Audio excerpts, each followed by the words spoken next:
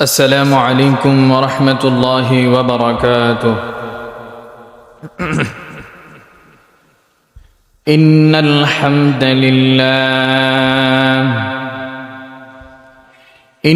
الحمد لله الأكرم الذي خلق الإنسان وكرم وعلمه من البيان ما لم يعلم، فسبحان الذي لا يحصى امتنانه باللسانه ولا بالقلم. نشهد أن لا إله إلا الله وحده لا شريك له،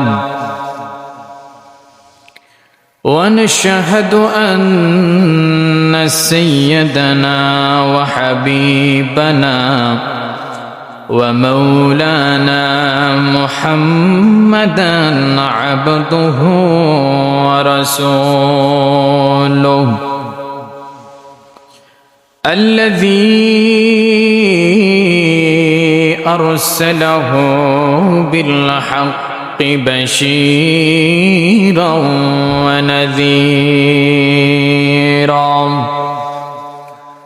وداعيا إلى الله بإذنه وسراجا وقمرا منيرا.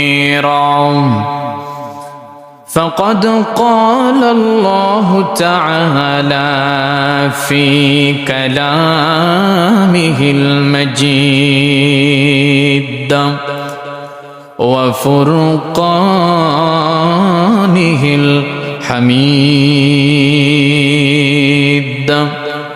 أعوذ بالله من الشيطان الرجيم.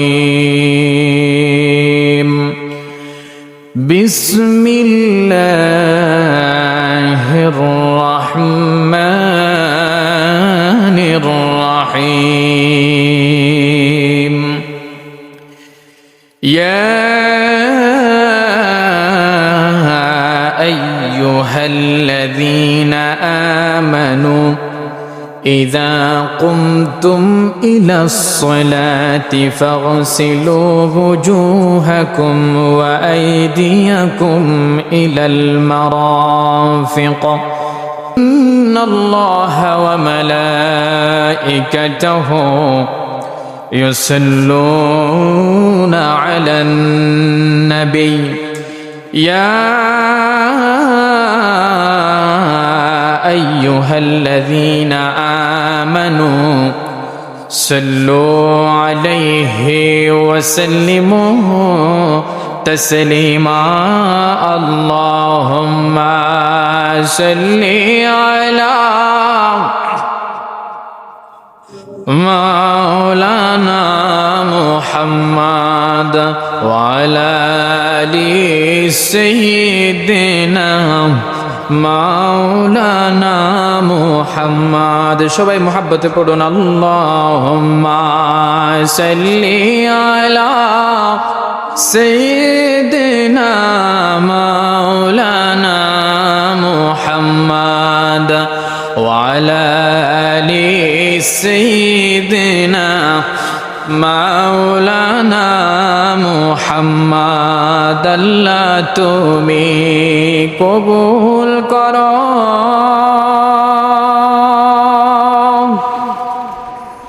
নসিব করো মদিনা। নূর নবীজিকে না দেখাইয়া কবর দেশে নিও না। আল্লাহুম্মা সাল্লি আলা সাইয়্যিদিনা মাওলানা মুহাম্মদ ওয়া আলা আলি সাইয়্যিদিনা মাওলানা মুহাম্মদ। ডানে মাটি বামে মাটি, নিচে মাটির বিছানা, উপরেতে বাঁশের চানি, চিন্তা করে দেখো না। আল্লাহুম্মা সাল্লি আলা সাইয়্যিদিনা মাওলানা মুহাম্মাদ ওয়া আলা আলি সাইয়্যিদিনা মাওলানা মুহাম্মাদ। বালাগাল উলা বিকামালিহি কাশাফাত তুজা বিজামালিহি, حسنت جميع خصاله صلوا عليه وآله। আল্লাহ রাব্বুল আলামিন সূরাতুল মাইদার 6 নম্বর আয়াতে কারিমার ভিতরে মুমিনের জন্য ঘোষণা দেয়, ইয়া আইয়ুহাল্লাযীনা আমানু ইযা কুমতুম ইলাস সালাতি ফাগসিলু ওয়ুজুহাকুম ওয়া আইদিয়াকুম ইলাল মারাফিক। বলেন আল্লাহু আকবার। আল্লাহ রাব্বুল আলামিন মুমিনকে ডাক দিয়া বলে, হে মুমিনগণ, ইয়া আইয়ুহাল্লাযীনা আমানু, হে মুমিনগণ, ইযা কুমতুম ইলাস সালাত, তোমরা যখন নামাজের জন্য দাঁড়াবে, দুনিয়ার সব কাজ পৃথক করে তোমরা একাত্মবাদী আল্লাহর ডাক নির্দেশনা মেনে যখন নামাজের জন্য দাঁড়াবে, ফাগসিলু ওয়ুজুহাকুম ওয়া আইদিয়াকুম ইলাল মারাফিক, তোমাদের মুখমণ্ডল থেকে তখন যখন তোমরা নামাজের জন্য দাঁড়াবে, ফাগসিলু ওয়ুজুহাকুম ওয়া আইদিয়াকুম ইলাল মারাফিক, তোমরা তখন তোমাদের মুখমণ্ডল থেকে শুরু করে কনুই পর্যন্ত দৌত করে আমার আল্লাহ রাব্বুল আলামিনের সামনে দাঁড়িয়ে যাওয়া। সুবহানাল্লাহ।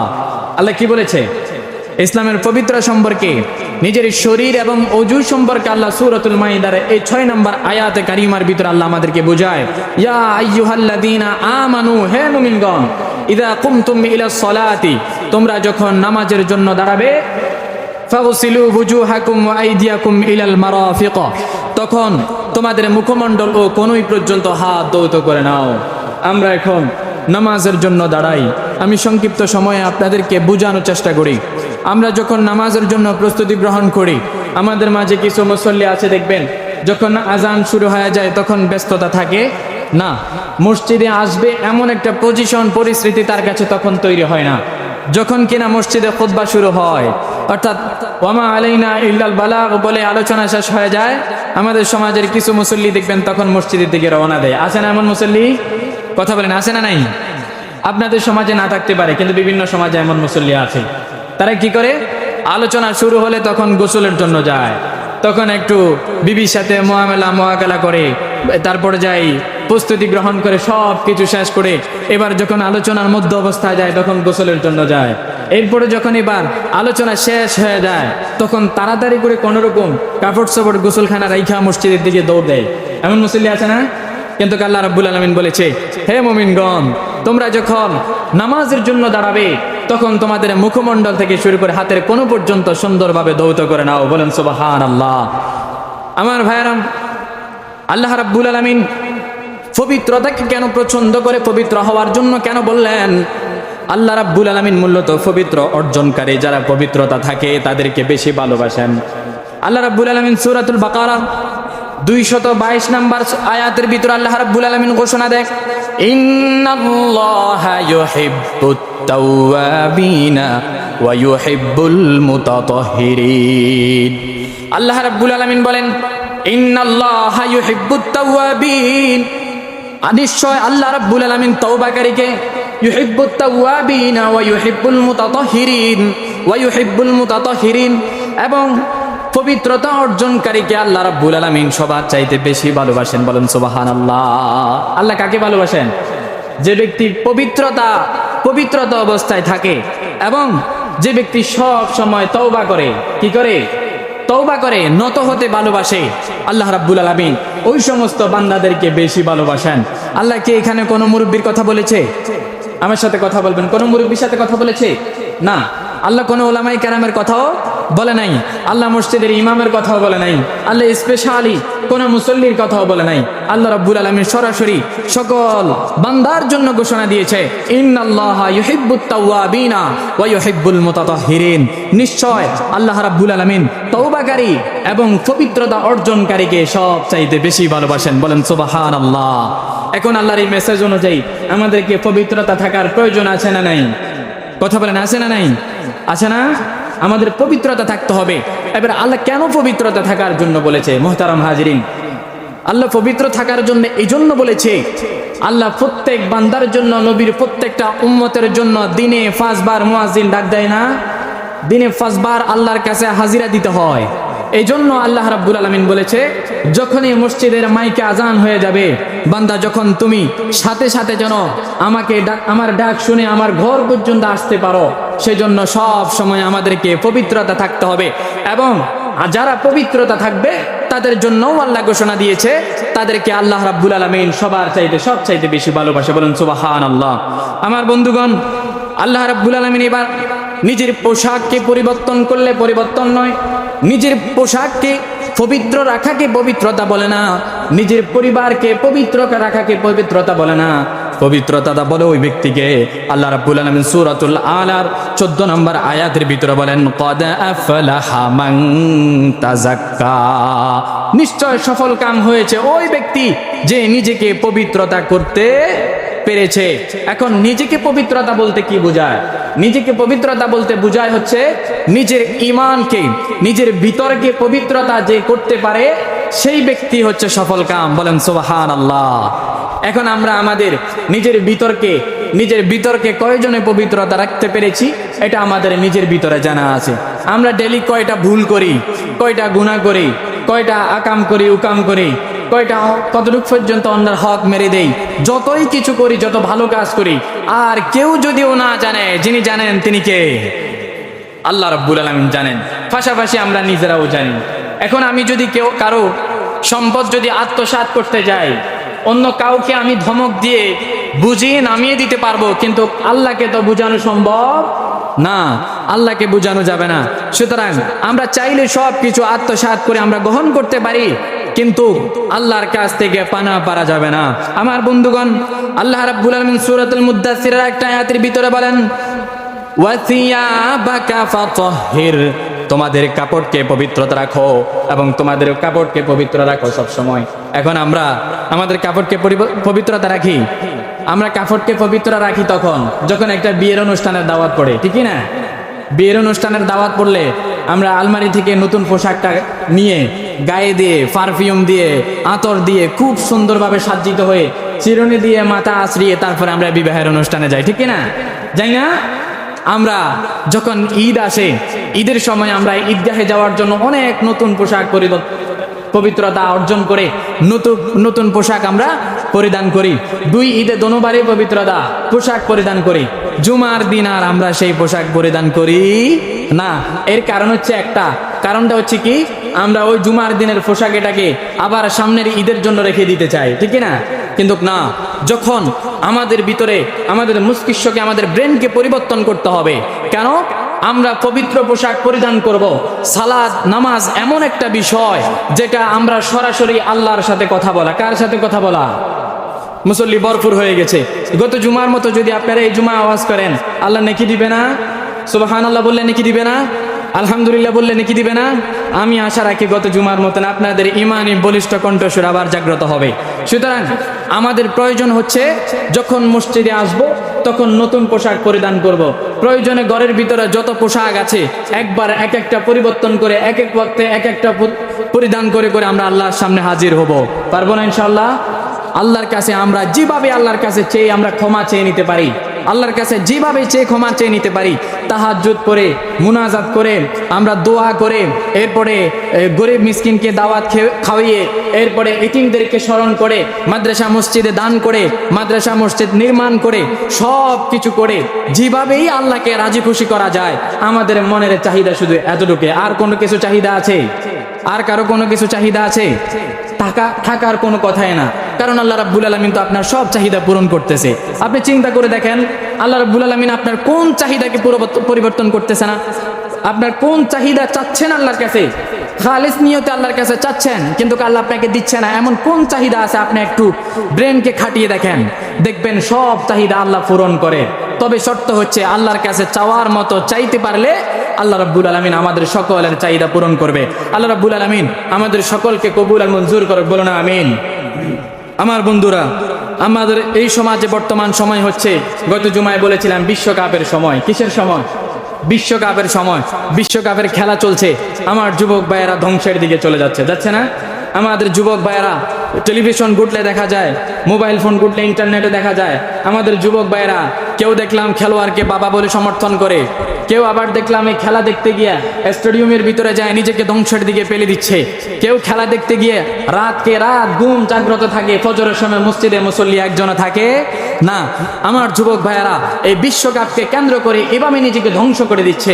আমার যুবক ভাইদের প্রতি আমার আজকের আলোচনা, এবং মুরব্বীদের জন্য আমি দেখেছি এই বছর মুরব্বীরাও অনেকজনের খেলার প্রতি আগ্রহ পোষণ করেছে, অনেকজনে খেলা দেখে।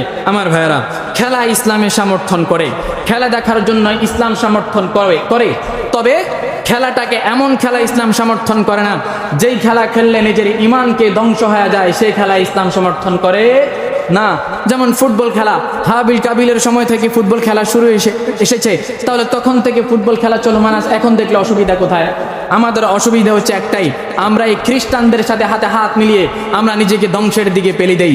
আমরা খ্রিস্টানরা শর্ট প্যান্ট পরে খেলাধুলা করে, তাদের সতর আমরা দেখতে পারি। সুতরাং এই সতর দেখার কারণে আল্লাহ রাব্বুল আলামিনের ঘোষণা অনুযায়ী, নবীর দিক নির্দেশনা অনুযায়ী এই খেলাগুলা দেখা আমাদের জন্য সম্পূর্ণ হারাম পর্যায়ে পৌঁছে গেছে।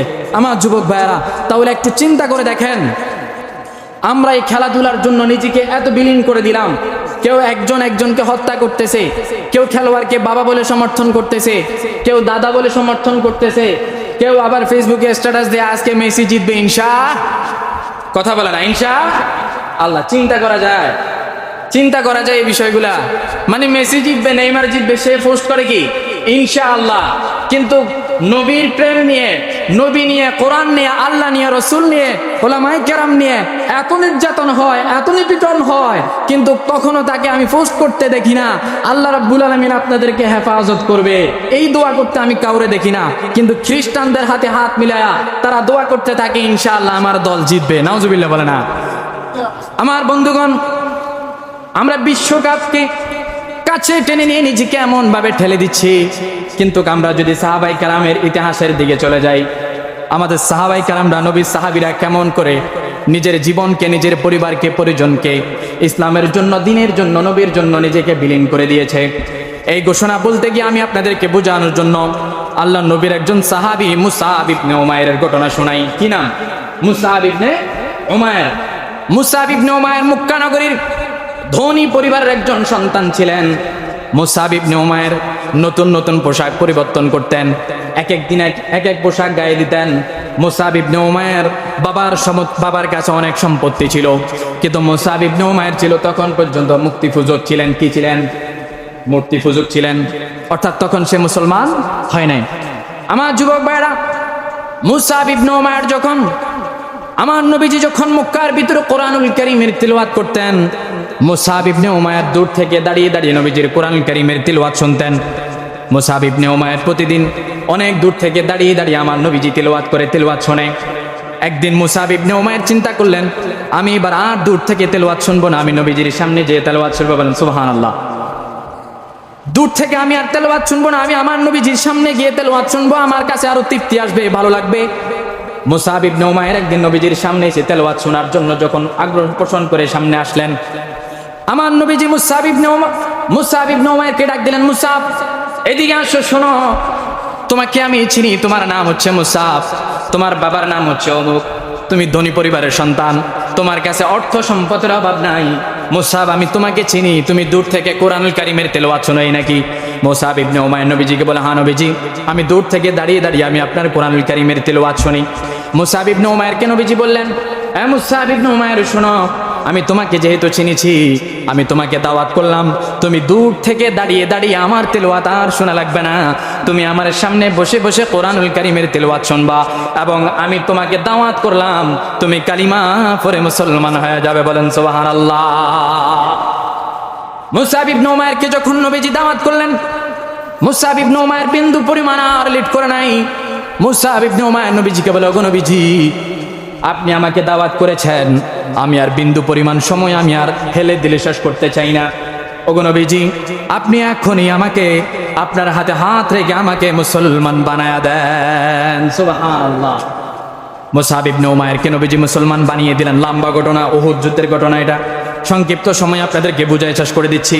মুসআব ইবনে উমাইরকে এবার আমার নবীজি এবার কালিমা পড়ে মুসলমান বানানোর পরে মুসআব ইবনে উমাইরকে নবীজি বলে, মুসআব শোনো গো, তুমি যে কালিমা পড়ে মুসলমান হয়েছো, এখন এই কালিমা পড়ে মুসলমান হয়েছো, এটা যদি মক্কার কোনো কাফেররা জানে, আবু জেহেল, আবুল আহাব, উকবা, সাইবারা জানে, তোমার পরিবার পরিজন, তোমার মা বাবা যদি জানে, ও মুসআব শোনো, তোমার প্রতি দিন রাত 24 ঘন্টা নির্যাতন হবে, তোমার নতুন পোশাক পরিধান করার হবে না, তোমার গায়ের ভিতরে আর গোস্ত থাকবে না। সাবধান মুসআব ইবনে উমাইর, তুমি সতর্ক থাকবা। সুবহানাল্লাহ। আমার নবীজি যখন মুসআবকে কথা বললেন, মুসআব ইবনে উমাইর তো যুবক, কি ছিলেন? 26 বছরের একজন যুবক ছিলেন। কি ছিলেন? যুবক। কিন্তু আমাদের যুবকদের রক্ত গরম না? যুবকের রক্ত গরম না ঠান্ডা? কথা বলে না, গরম না ঠান্ডা? গরম। আর নতুন ঈমান গ্রহণ করেছে। মুসআব ইবনে উমাইর নবীজিকে বলে, ওগো নবীজি, মক্কা নগরীর ভিতরে যদি আবুল আহাব, উকবা, সাইবা, মুগীরা, এরা যদি, আবু জেহেলরা যদি তাদের মিথ্যা ধর্ম বুক ফুলিয়ে ফুলিয়ে সবার কাছে বলতে পারে, আমি মুসআব ইবনে উমাইর সত্য ধর্ম ইসলামের কথাও আমি সবার সামনে মক্কা নগরীতে দাঁড়িয়ে দাঁড়িয়ে বলবো, আমি মুসআব ইবনে উমাইর কালিমা পড়ে মুসলমান হয়েছি। বলেন সুবহানাল্লাহ। কিন্তু নবীজি ডাক দিয়ে বলে, মুসআব সাবধান, এত গরম হওয়া যাবে না, এত গরম হওয়া যাবে না, তোমাকে আরো শান্ত হতে হবে। তুমি নতুন ঈমান গ্রহণ করেছো, তো তোমার ঈমানের বলিষ্ঠতার, ঈমানের মজবুততার কারণে তোমার গায়ের জোর আছে, কিন্তু না মুসআব, ইসলাম ধর্ম গ্রহণ করেছো, এই সময় ইসলাম প্রতিষ্ঠা করার জন্য তোমাকে অনেক কষ্ট, মুজাহাদা তোমাকে করতেই হবে। আমরা তো মনে করি আমরা 5 ওয়াক্ত নামাজ পড়লে, দোয়া করলে, ইমামের পিছনে দাঁড়িয়ে বসে বসে আমিন আমিন বললে জান্নাত পেয়ে যাব, ঠিক কি না? কিন্তু এভাবে কি জান্নাত পাওয়া যাবে? না। আল্লাহ রাসূল সাল্লাল্লাহু আলাইহি সাল্লাম তার 63 বছরের জিন্দেগির ভিতরে 27 বার যুদ্ধে অংশগ্রহণ করেছে। বলেন সুবহানাল্লাহ। তো আমার নবীজি যদি ইসলামের জন্য, মুমিনের কল্যাণের জন্য যদি যুদ্ধে এই 63 বছরের ভিতরে নিজের জীবনের কথা ভুলে গিয়ে, পরিবার পরিজনের কথা ভুলে গিয়ে যদি যুদ্ধে অংশগ্রহণ করতে পারে, তাহলে আমরা কোন ক্ষেতের মূলা হলাম? আমরা কেন ইসলামের জন্য কিছু করতে পারি না? মুসআব ইবনে উমাইর নবীজির হাতে মুসলমান হয়ে এবার নিজের বাড়ির দিকে দৌড়ে চলে গেলেন। দৌড়ে চলে যায় মুসআব ইবনে উমাইর আম্মা জানকে বলে, মা, তোমার কাছে আমার একটা আরজি আছে, আমার একটা কথা আছে, লুকায়িত একটা কথা আছে রে মা, আমি তোমাকে এটা বলতে চাই। আমার ভাইরা ভালো করে খেয়াল করুন। মুসআব ইবনে উমাইরের ডাক শুনে আম্মা জান বলে, বাবারে, তুমি আমার একমাত্র সন্তান, তুমি ধনী পরিবারের সন্তান, আমি তোমাকে বড় ভালোবাসি, তোমার বাবাও তোমাকে বড় ভালোবাসে। ও মুসআব, বলো না তুমি কি বলতে চাও? মুসআব ইবনে উমাইর এবার আম্মা জানকে বলে, মাগো, আমি এমন একটা কাজ করেছি, আমি এমন একটা ভালো কাজ করেছি, আমি এটা আপনার কাছে প্রকাশ করতে চাই। বলো কি? বলো। মুসআব ইবনে উমাইরের আম্মা জান যখন বললেন, মুসআব ইবনে উমাইর এবার আম্মা জানকে বলে, মারে, আমি আব্দুল্লাহ ছেলে মোহাম্মদের হাতে, আমার নবীজির হাতে হাত রেখে আমি মুসলমান হয়ে গেছি। সুবহানাল্লাহ। মুসআব ইবনে উমাইরের মায়ের কথা শুনে গা শিউরে উঠলেন। বললে, বাবা, তুমি আমার একমাত্র সন্তান, আদরের পুত্র, তোমাকে 10 মাস 10 দিন পর্যন্ত আমি গর্ভে ধারণ করেছি, তোমাকে আমি এত ভালোবাসি। ও মুসআব, তুমি যে এই ইসলাম ধর্ম গ্রহণ করলা, কালিমা পড়লা, তুমি কি একবারও আমি জনম দুঃখিনী মার কথা তুমি একবারও চিন্তা করো নাই? তুমি কি তোমার মার কথা, তোমার বাবার কথা একবারও চিন্তা করো নাই? মুসাব ইবনে উমাইর বলে, আমার আম্মা জান, আমি আপনাকে ভালোবাসি, আমি আমার বাবাকেও ভালোবাসি, কিন্তু আমি আমার রবের কাবার কসম খেয়ে বলতে পারি, আমি আপনাকেও ভালোবাসি, আমি আমার আব্বাজানকেও ভালোবাসি, কিন্তু আমার রবের কাবার কসম, আমি আমার আল্লাহ এবং আল্লাহর রসুলের চাইতে আমি তোমাদেরকে ভালোবাসি না। সুবহানাল্লাহ। বলে, বাবা তুমি এখন কি করতে চাও?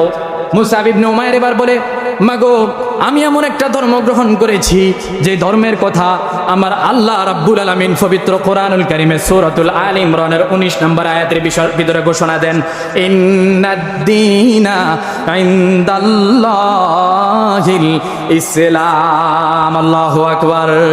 মুসাব ইবনে উমাইর তার আম্মা জানকে বলে, মারে আমি এমন একটা ধর্ম গ্রহণ করেছি, আমি এমন একটা ধর্ম গ্রহণ করেছি যে ধর্মের কথা আমার রব্বে কাবা তার কালামে ফাকের ভিতরে ঘোষণা দিয়েছে, ইন্নাদ-দীনা ইনদাল্লাহিল ইসলাম, নিশ্চয় আল্লাহর নিকট একমাত্র মনোনীত দিন হলো ইসলাম। সুবহানাল্লাহ। মুসাব ইবনে উমাইর তার আম্মা জানকে বলার পরে আমি গুছিয়ে সংক্ষিপ্ত সময় বলে দিচ্ছি। মুসাব ইবনে উমাইর আব্বা জানকে এবার ডাক দিল, শোনো গো, শোনো, তোমার সন্তান কি কাজ করেছে তোমার শোনার দরকার আছে। তোমার সন্তান ওই মোহাম্মদ জাদুঘরের হাতে হাত রেখে কালিমা পড়ে মুসলমান হয়েছে এসেছে। মুসাব ইবনে উমাইর আব্বা জান এবার মুসাবের কাছে এসে পৌঁছাইলেন। বলে, বাবারে তুমি এমন কি কাজ করলা? তুমি আমাদের কথা কি একবারও চিন্তা করলা না? তোমাকে এত বছর পর্যন্ত এত কষ্ট করে লালন পালন করেছি। ও মুসাব, তোমাকে এত বছর পর্যন্ত আমরা লালন পালন করার পরে তুমি কোন মোহাম্মদের হাতে হাত রেখে তুমি কালিমা পড়েছো? তুমি সাবধান। ও মুসাব, তোমাকে আমি 1 মাস সময় দিলাম। কয় মাস? কথা বলে না, কয় মাস? মুসাব ইবনে উমাইর আব্বা জান বলছে, বাবা তোমাকে আমি 1 মাস সময় দিলাম, তুমি 1 মাসের ভিতরে যে ধর্ম গ্রহণ করেছো এই ধর্মের কথা বলে যাও, তুমি আগের মতো মূর্তি পূজা শুরু করে দাও, তুমি আবার আমাদের ধর্মে চলে আসো রে বাবা। সাবধান, তুমি মুহাম্মাদের কথা শুনে যদি কালিমা পড়ে মুসলমান হয়েছো ঠিক, কিন্তু এই ধর্ম তোমাকে কখনো শান্তি দিতে পারবে না। কিন্তু আমার আল্লাহ রাব্বুল আলামিন বলেছে, নিশ্চয় আল্লাহর কাছে মনোনীত শান্তির ধর্ম কি? ইসলাম। মুসাব ইবনে উমাইরকে এবার প্রশ্ন করলো, মুসাব তুমি কি করতে চাও? মুসাব ইবনে উমাইর এবার আম্মা জান আর আব্বা জানকে ডাক দিয়ে বলো, আমার মা ও আমার বাবা, আমি এখন আমার রসুলের কাছে চলে যেতে চাই। মুসাব যখন এমন একটা কথা বললেন, মুসাবের বাবা 2টা লোহার শিকল নিয়ে মুসাবের সামনে এসে উপস্থিত হয়ে গেলেন।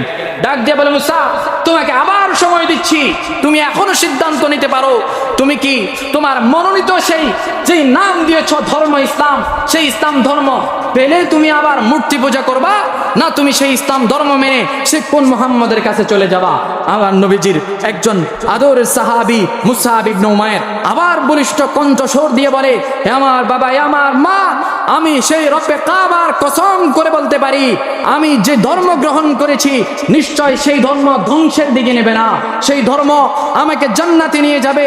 তুমি যে ধর্ম পালন করো সেই ধর্ম আমাকে জান্নাতে নিতে পারবে না, কিন্তু আমি যে ধর্ম পালন করার জন্য প্রস্তুতি নিয়েছি, আমি যে জন্ম গ্রহণ করেছি সেই ধর্ম আমাকে আল্লাহর মনোনীত দিন এই শান্তির ইসলাম ধর্ম গ্রহণ করার কারণে মৃত্যুবরণ করার পরে আল্লাহ রাব্বুল আলামিন আমি মুসাবকে জান্নাত দান করবেন। বলেন সুবহানাল্লাহ। মুসাবের বুকের পাঠা ছিল সত্য, কিন্তু আমাদের যুবকদের রক্ত গরম মারপিট করার জন্য, আমাদের যুবকদের রক্ত গরম দাঙ্গা হাঙ্গামা করার জন্য, আমার যুবকদের রক্ত গরম হচ্ছে নেতা যখন ডাক দিবে অন্যজনকে মারার জন্য, আমাদের যুবকদের রক্ত গরম, আমাদের যুবকদের ইসলামের জন্য রক্ত গরম হয় না।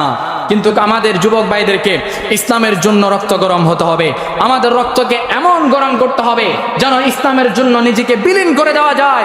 ইসলামের জন্য যখন ডাক আসবে যখন ময়দানে হাজির হওয়া যায়, আমাদের যুবকদের এমন পজিশন পরিস্থিতি প্রয়োজন আছে না নাই? আমার নবীজির সাহাবী মুসাব ইবনে উমাইর এবার যখন বললেন, বাবা তুমি ধর্ম ত্যাগ করো, তুমি আবার মূর্তি পূজা করো, মুসাব ইবনে উমাইর রাজি না হয়ে যখন আবার বারবার বলে, আমি আমার রসুলকে ভালোবাসি, আমি আমার আল্লাহকে ভালোবাসি, আমি রব্বে কাবার কসম করে বলি আমি তোমাদের ধর্মে আর ফিরে যেতে চাই না। এবার মুসাব ইবনে উমাইরকে 1 দিন নয়, 2 দিন নয়, 3 দিন নয়, 1 বছর পর্যন্ত মুসাবের বাবা নিজের বাড়ির এক কোণার ভিতরে শিকল দিয়ে বেঁধে ফেলে রেখেছে। মুসাব ইবনে উমাইরকে কষ্ট দেওয়া হয়েছিল কয় বছর? 1 বছর পর্যন্ত কষ্ট দিয়েছিল। 1 বছরের ভিতরে মুসাব ইবনে উমাইর আম্মা জান প্রতিদিন মুসাবের কাছে যায়, বলে বাবা রে তুমি ধর্ম ত্যাগ করো, তুমি ধর্ম ভুলে যাও, তুমি আমাদের মূর্তি পূজার ভিতরে চলে আসো। মুসাব ইবনে উমাইর বিন্দু পরিমাণও রাজি হতে চায় না। এর কারণ হচ্ছে মুসাবের ভিতরে ইমানের তাজাল্লি, ইমানের তাজা যিনি দিয়েছেন তিনি কে? আল্লাহ রাব্বুল আলামিন। মুসাবের ইমানকে মজবুত আর শক্ত করে দেওয়ার কারণে মুসাব ইবনে উমাইরকে তার মা প্রতিদিন বলার পরেও তাকে রাজি করাতে পারে নাই। এভাবে 1 দিন 2 দিন প্রতিদিন মুসাবের মা মুসাবকে বলে বাবা তুমি ধর্ম ত্যাগ করো, তুমি ইসলাম ধর্ম থেকে ফিরে আসো, কিন্তু মুসাব ইবনে উমাইর মানে না। এবার শেষ পর্যায়ে মুসাব ইবনে উমাইরকে অনেক দিন পর্যন্ত খাবার দাবার দেয় না। না দেওয়ার কারণে খাবার না খেতে খেতে মুসাব ইবনে উমাইরের আগের যে শরীর ছিল, আগের সেই শরীর আগের অবস্থায় নেই, শরীর শুকিয়ে গেছে, মুখ ভেঙে গেছে। মুসাব ইবনে উমাইরের এমন পরিস্থিতিতে একজন জনম দুঃখিনী মা, এটা দেখার পরে কোন জনম দুঃখিনী মা সন্তানের এমন পরিস্থিতি দেখে সহ্য করতে পারবে না। শেষবার এবার 1 বছর পরে মুসাব ইবনে উমাইর আম্মা জান তাকে বলতে লাগলেন বাবা আমি যদি তোমার এখন হাতের হাত করা আর যদি পায়ের শিকল খুলি দেই তুমি কি করবা রে বাবা? মুসাব ইবনে উমাইর বলে তুমি আমার হাতের আর পায়ের শিকলটা খুলে দিয়ে দেখো, আমি 1 দৌড় দিয়ে আমার রাসূলের কাছে চলে যাব। বলেন সুবহানাল্লাহ। কোথায় যাবে? কোথায় যাবে? রাসূলের কাছে চলে যাবে। আমি বুঝাচ্ছি যুবক ভাইরা, আমাদের সাহাবীদের ভিতরে, নবীদের ভিতরে কেমন ইমান তাজাল্লি ছিল, ইমান কেমন ছিল, আর আমাদের ভিতরে বর্তমান ইমান কেমন, আমাদের ইসলামের পবিত্রতা আমাদের ভিতরে কতটুকু আছে, এটা বোঝানোর জন্য আমি মুসাব ইবনে উমাইর রাদিয়াল্লাহু তাআলা আনহুর ঘটনাটা আপনাদেরকে শোনাচ্ছি। মুসাব ইবনে উমাইর 1 বছর পরে নবীজির কাছে হাজির হলেন। নবীজি মক্কা নগরীতে ছিলেন, নবীজির কাছে দেখলেন মুসাব ইবনে উমাইর অনেক দূর থেকে আসতেছে। নবীজি মুসাব ইবনে উমাইরকে ডাক দিলেন, তাল বলে মুসাব ইবনে উমাইরকে ডাক দিলেন। মুসাব ইবনে উমাইরকে জিজ্ঞাসা করে, একদিকে নবীজি তাকে 1 বছর দেখে নাই। কয় বছর? 1 বছর পর্যন্ত নবীজি মুসাব ইবনে উমাইরকে দেখে নাই। অন্যদিকে মুসাব ইবনে উমাইরকে খাবার দাবার না দেওয়ায় মুসাব ইবনে উমাইরের শরীর আগের মতো নাই, চেহারা পরিবর্তন হয়ে গেছে। 1 বছর দেয় নাই। আর আমাদের মতো মানুষদেরকে যদি একদিন দুপুরবেলা খাবার না দেয়, রাত্রিবেলা হাসপাতালে নেওয়া প্রয়োজন হয়, ঠিক কিনা? আমাদের অবস্থা এমন। কিন্তু মুসাব ইবনে উমাইরকে যখন নবীজি দেখার পর নবীজি ডাক দিলেন মুসাব, তো মুসাবকে ডাক দিয়ে বললেন তোমার নাম কি, তুমি কোথা থেকে আসলা? মুসাব ইবনে উমাইর নবীজিকে বলো, গো নবীজি আপনি বুঝি আমাকে চিনতে পারেন নাই? আমি 1 বছর আগে আপনার হাতে হাত রেখে মুসলমান হয়েছি, আর আমার নাম হচ্ছে মুসাব ইবনে উমাইর। সুবহানাল্লাহ। নবীজি মুসাব ইবনে উমাইরকে দেখে জড়িয়ে ধরে কান্না করে বললেন মুসাব। নবীজিকে এবার মুসাব ইবনে উমাইর নবীজিকে বলেন, ইয়া রাসূলুল্লাহ, ইয়া হাবিবাল্লাহ, আপনি সেদিন আমাকে বলেছিলেন আমি যদি কালিমা পড়ি মুসলমান হই, এখন থেকে আমার উপরে নির্যাতন চলবে, নতুন কাপড় পরিধান করা আর যাবে না, আমার শরীরের ভিতরে গোশত আর থাকবে না। ওগো নবীজি আপনার কথাই বাস্তব হয়েছে। আমার বাবা আমাকে 1 দিন 2 দিন নয় 3 দিন নয় 1 বছর পর্যন্ত আমার হাতে কোমরে শিকল দিয়ে বেঁধে আমাকে 1 বছর পর্যন্ত কষ্ট দিয়েছে গো নবীজি। নবীজি এবার মুসাব ইবনে উমাইরকে জিজ্ঞাসা করলেন, মুসাব তুমি এখন কি করতে চাও? মুসাব ইবনে উমাইর বলে, ওগো নবীজি আমি 1 মুহূর্তের জন্য, আমি 1 সেকেন্ডের জন্য আমি আপনি নবীজির সাথ থেকে আমি সরতে চাই না। সুবহানাল্লাহ। নবীজি মুসাব ইবনে উমাইরকে বললেন, মুসাব শোনো, তুমি যদি এখন মক্কার ভিতরে থাকো, তোমার আম্মা জান আবার তোমার আব্বা জান আবার মক্কায় আসবে, তোমাকে নিয়ে যাবে, তোমার ইসলাম ধর্মের কথা শুনলে তোমাকে নির্যাতন করা হবে। ও মুসাব তুমি চলে যাও, মক্কা থেকে হিজরত করে তুমি মদিনায় চলে যাও। মদিনার ভিতরে আমার অনেক সাহাবীরা আছে, যে সাহাবীদের সাথে থাকবা, তুমি চলাচল করবা, সেখানে অবস্থান করবা। কিন্তু এই কথা বলার পরে মুসাব ইবনে উমাইর একবার নবীজিকে বলেন, ওগো নবীজি আমার জন্মভূমি মক্কা ছেড়ে আমি এতদিনের জন্য একবারে মদিনায় চলে যাব, এটা একবারও মুসাব ইবনে উমাইর আমার নবীজিকে বলে নাই। কিন্তু আমাদেরকে যদি এটা বলা হতো তুমি মক্কা ছেড়ে হিজরত করে মদিনায় চলে যাও, আমরা নবীজিকে প্রশ্ন করতাম, ইয়া রাসূলুল্লাহ আমার আদরের স্ত্রী আছে, আমার কলিজার টুকরা মা আছে, আমার বাবা আছে, আমার জন্মভূমি ছেড়ে এখনই চলে যাব? না রাসূলুল্লাহ আমাদেরকে আরো 3টা দিন সময় দেন, ঠিক কিনা? আমরা রাসূলকে এভাবে বলতাম না, কারণ আমরা আমাদের জন্মভূমিকে ভালোবাসি। ইসলামের কি আসে যায় এটা আমাদের দেখার বিষয় না, এটা আমাদের ভিতরে ওয়াসওয়াসা, আমাদের ভিতরে তামান্না। কিন্তু মুসাব ইবনে উমাইরকে যখন বললেন মুসআব ইবনে উমাইর দ্বিতীয় কথা আর না বলে নবীজিকে বললেন, ইয়া রাসূলুল্লাহ, ওগো আমার হাবিব, আপনি আমার জন্য দোয়া করেন, আমি এক্ষুনি মদিনার জন্য রওনা হয়ে যাব। নবীজি দোয়া করে দিলেন। মুসআব ইবনে উমাইর লম্বা সময় মক্কা থেকে হিজরত করে মদিনায় চলে গেলেন। এমন তো অবস্থায় নবীজিও মক্কা থেকে হিজরত করে মদিনায় চলে যাবার সময় হয়ে গেছে। নবীজি মক্কা থেকে হিজরত করে মদিনায় চলে গেলেন।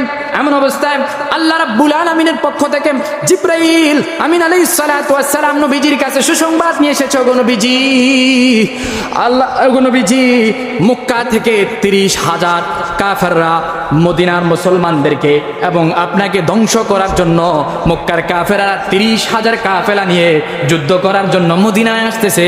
ওগো নবীজি, আপনি তাদেরকে দমানোর জন্য প্রস্তুতি গ্রহণ করুন। কয় হাজার? 30,000। কয় হাজার? 30,000 কাফের আমার নবীজিকে ধ্বংস করার জন্য, মুসলমানদেরকে ধ্বংস করার জন্য এই মক্কার দিকে রওনা হয়েছে। জিবরাইল আল্লাহর পক্ষ থেকে ওহী নিয়ে নবীজির কাছে যখন পৌঁছে দিলেন, নবীজি এবার মুরব্বী যত সাহাবী আছে তাদেরকে প্রশ্ন করা শুরু করলেন। হে আবু বকর রাদিয়াল্লাহু আনহু, হে আবু বকর, আপনি আপনার সিদ্ধান্ত মতামত দেন। ওমর, আপনি আপনার সিদ্ধান্ত মতামত দেন। এই 30,000 কাফেরদেরকে আমরা কিভাবে ধ্বংস করব আর কিভাবে তাদের সাথে যুদ্ধ করে আমরা পেরে উঠতে পারবো? সেই যুদ্ধের নাম হচ্ছে উহুদ যুদ্ধ। কি যুদ্ধ? নাম শুনছেন না? উহুদ যুদ্ধের নাম শুনছেন না? উহুদ যুদ্ধের অনেক ইতিহাস আছে, সেখান থেকে আমি একটা ইতিহাস আপনাদেরকে বলছি। বুঝছেন কতটুকু আমি জানি না, বোঝানোর জন্য আমি বলেছি। আমার ভাইরা, মুসআব ইবনে উমাইরকে নবীজি যখন মদিনায় পাঠা দিলেন, নবীজি মক্কা থেকে হিজরত করে মদিনায় গেলেন। এমন অবস্থায় উহুদের যুদ্ধ ডাক চলে এসেছে। নবীজি যখন মুরব্বী সাহাবীদেরকে বললেন, সাহাবীরা তোমরা বলো এই 30,000 কাফেরদেরকে কিভাবে ধ্বংস করা যায়, তাদেরকে কিভাবে দমানো যায়, তোমরা একজন একজন করে বলতে থাকো। আবু বকর, ওমর, ওসমান সবাই মুরব্বী সাহাবীরা নবীজিকে বললেন, ওগো নবীজি, এভাবে আমরা তাদেরকে কতল করতে পারবো না। আমরা মদিনার দেওয়ালের উপরে দাঁড়াবো, পাহাড়ের উপরে দাঁড়াবো। যখন কাফেররা মদিনার ভিতরে ঢুকবে, আমরা উপর থেকে তীর নিক্ষেপ করব, তলোয়ার দিয়ে আঘাত করব।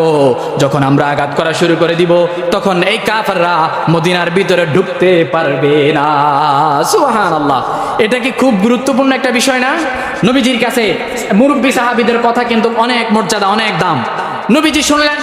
এবার যুবক সাহাবীদেরকে ডাক দিলেন, ও যুবক সাহাবীরা, তোমরা একটা সিদ্ধান্ত দাও। মক্কা থেকে যে 30,000 সৈন্যরা আসতেছে আমাদেরকে ধ্বংস করার জন্য, এই 30,000 সৈন্যদেরকে আমরা কিভাবে দমন করব? যুবক তো, যুবকদের রক্ত গরম, বলেছি না? যুবকদের হচ্ছে রক্ত গরম। যুবকরা নবীজিকে বলে, ইয়া রাসূলুল্লাহ, কিসের বিল্ডিং এর উপর উঠবো আর কিসের পাহাড়ের উপর উঠবো? এত কিছু করার প্রয়োজন নাই। সরাসরি তীর নিব কাঁধে, হাতে নিব তলোয়ার, ময়দানে চলে যাব। আমাদের ফাইনাল খেলা হবে ময়দানে। বলেন আল্লাহু আকবার। কোথায় হবে? ময়দানে আমাদের সাথে তাদের সাথে ফাইনাল খেলা হবে, সাধারণ খেলা নয়।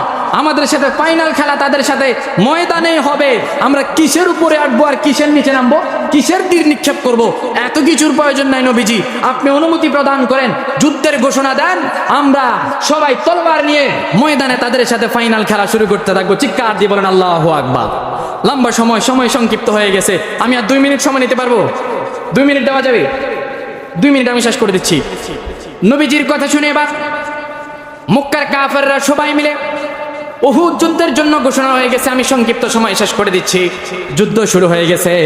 নবীজি যুদ্ধের জন্য প্রস্তুতি গ্রহণ করে যুদ্ধ চলমান হয়ে গেছে। ময়দানের ভিতরে আমার নবীজির সাথে সাহাবী ছিল 3,000। কয় হাজার?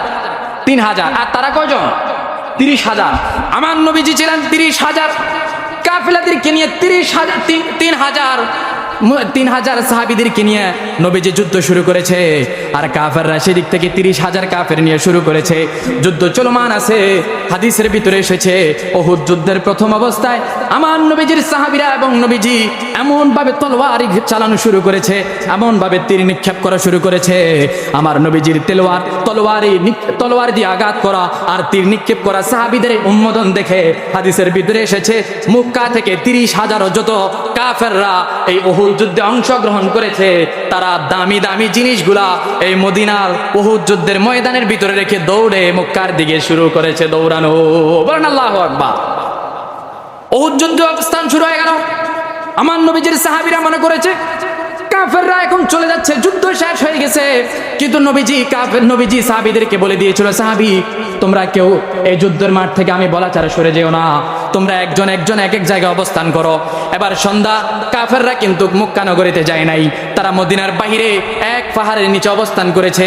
তাদের উদ্দেশ্য হচ্ছে যখন সবাই যখন সামনের দিকে চলে যাবে, আমরা যখন সূর্য ডুবে ডুবে অবস্থায় হবে, অন্ধকারের ভিতরে আমরা মুহাম্মাদের এই সৈন্যদেরকে আঘাত করা শুরু করব, আর এই উহুদ যুদ্ধের ভিতরে আমাদের কাফেলা বিজয় হয়ে যাবে। বলেন নাউজুবিল্লাহ। শুরু করে দিয়েছে। সন্ধ্যা যখন নেমে আসছে, তো সাহাবীরা খেয়াল করলেন জোহর শেষ, আসর শেষ, সব শেষ হয়ে যাচ্ছে, কিন্তু এই কাফেররা কিন্তু কার আসে না। তো আমাদের সাহাবীরা মনে করেছে হয়তো যুদ্ধ এখানে বিলুপ্তি, তারা সামনের দিকে হাঁটা শুরু করলেন। এমন তো অবস্থায় যখন আসমান থেকে যখন এই সূর্যটা একদিকে, চন্দ্র যখন সূর্য একদিকে চলে যাচ্ছে, ঠিক তখনই কাফেররা একদিক থেকে ছুটা শুরু করলেন। ছুটা শুরু করে একজন সাহাবীকে এভাবে আঘাত করতে করতে হাদিসের ভিতরে এসেছে, সেই উহুদ যুদ্ধের ভিতরে আমার রাসূলুল্লাহ সাল্লাল্লাহু আলাইহি ওয়াসাল্লামের 70 জন সাহাবী শহীদ হয়েছেন। আল্লাহু আকবার। কয়জন? 70 জন সাহাবী শহীদ হয়েছেন। সেই 70 জনের ভিতরে একজন ছিল হচ্ছে ওই মুসআব ইবনে উমাইর রাদিয়াল্লাহু তাআলা আনহু।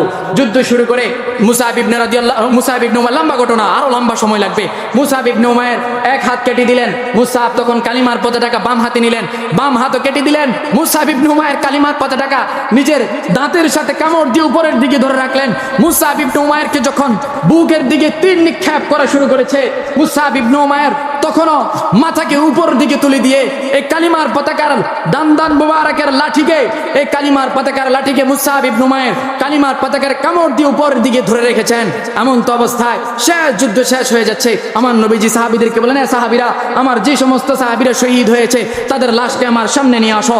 একজন একজন করে আনতে দেখলেন মুসআব ইবনে উমাইরের চোখের ভিতর থেকে শুরু করে, মুখমণ্ডল থেকে শুরু করে পুরো শরীর এমন রক্তাক্ত হয়েছে, হাতের দিকে তাকায় দেখে হাত দুইটা নাই।